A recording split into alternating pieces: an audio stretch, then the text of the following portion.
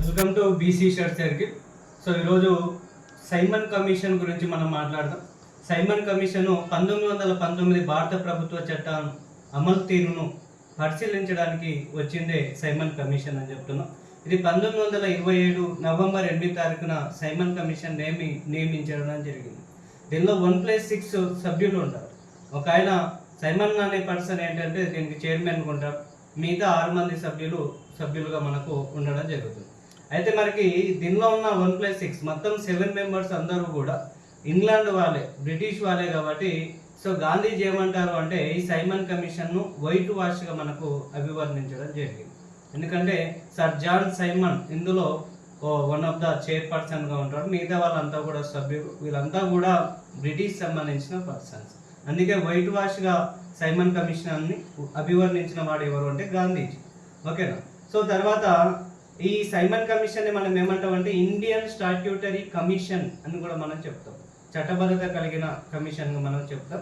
Simon go back నినాదం ఇచ్చారు. So Simon కమిషన్కి వ్యతిరేకంగా సైమన్ గో బ్యాక్ నినాదం ఇవ్వడం జరిగింది. మరి సైమన్ కమిషన్ భారతదేశాన్ని ఎప్పుడు విజిట్ చేసిందంటే 1928 ఫిబ్రవరి 3 నుంచి 1928 మార్చి 31 మధ్యలో మొదటిసారిగా సైమన్ కమిషన్ విజిట్ చేయడం జరిగింది. సో మరి ఏ ప్రాంతాన్ని విజిట్ చేసింది అంటారు? బాంబే ప్రాంతాన్ని వీళ్ళు మొదటిసారిగా విజిట్ చేయడం జరిగింది.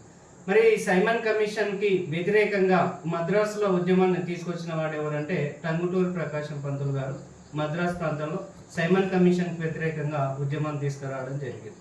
అయితే మరి సైమన్ కమిషన్ రెండోసారి భారతదేశానికి ఎప్పుడు వచ్చిందంటే 1928 అక్టోబర్ 11 నుంచి 1929 ఏప్రిల్ 6 వరకు రెండోసారి సైమన్ కమిషన్ భారతదేశానికి వచ్చింది.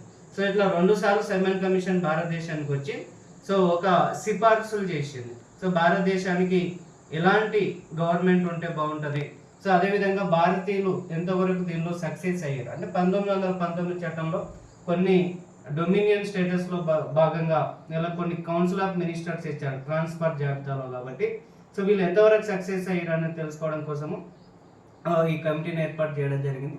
వీళ్ళు చేసిన సిఫార్సులు ఏంటనేది మనం నెక్స్ట్ వీడియోలో చూద్దాం.